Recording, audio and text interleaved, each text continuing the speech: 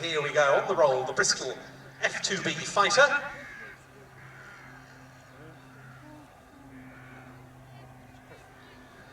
Under the power, as I said, of the 275 horsepower Rolls-Royce Falcon 3 engine. A very interesting fighter concept. This designed by the team of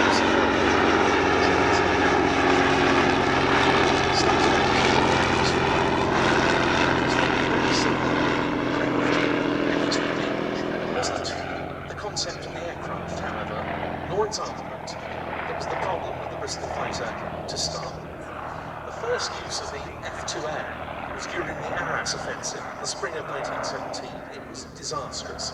4 of the 6 aircraft involved were shot down by German Albatross scouts.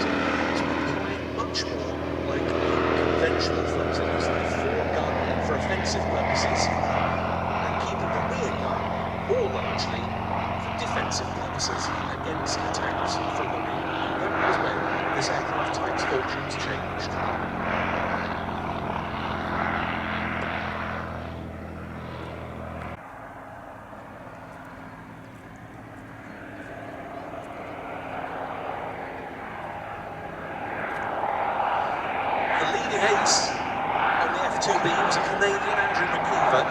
He shot down 31 enemy aircraft with F.2Bs while serving with the No.208 Squadron.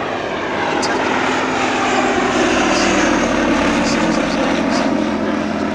5 German airplanes on Bristol's.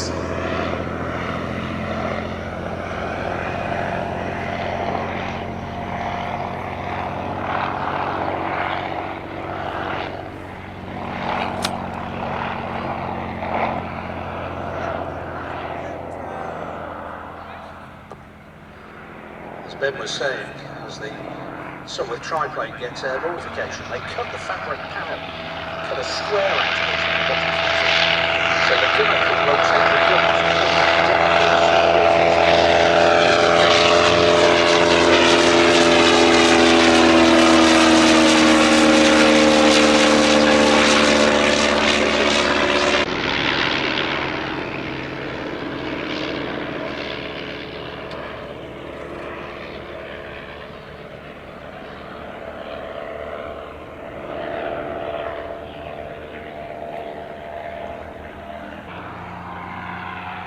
Interestingly, the first flight of the Bristol fighter was 9th of September 1916. Next to it, no triplane, but somewhat more modern.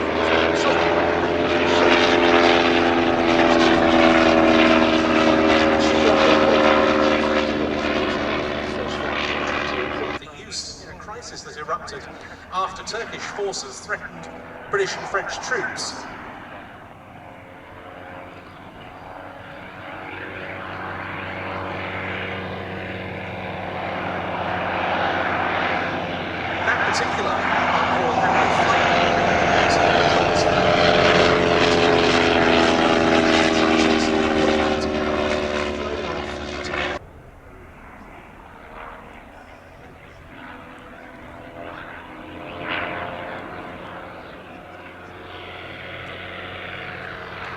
That's one thing that always puzzles me, is how aircraft come to survive down through the ages. I mean, some of the aircraft here have remarkable stories of it, and yet some aircraft in was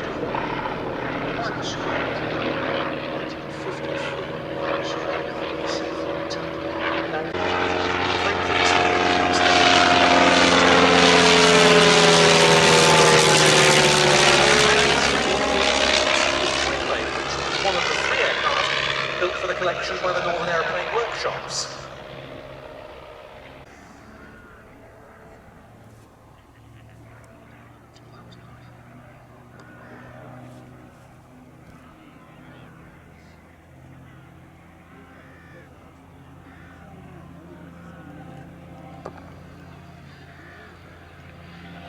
Now you might be thinking, well, all the different surface you've got, the bigger the wings, the faster the aircraft's going to climb.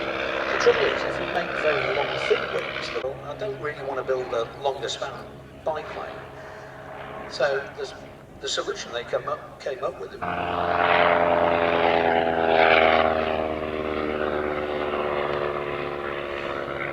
This was an aircraft whose prototype demonstrated its capabilities right from the start. It took to the air for the first time from Brooklands on the 30th of May 1916.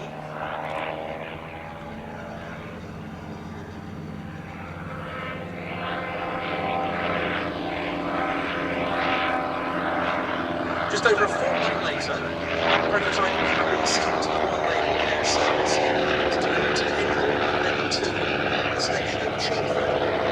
Reasonably far in advance of any fighting machines possessed by his sons or days.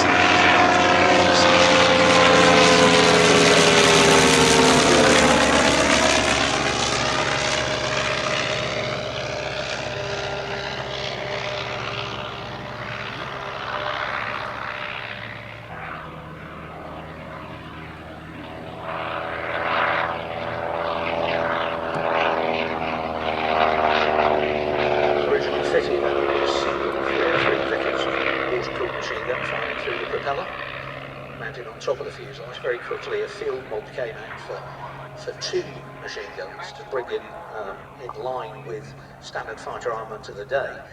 And this was even increased still further with some members of the Black Flight of the Royal Naval Air Service, where they put 3 Vickers machine guns on the top.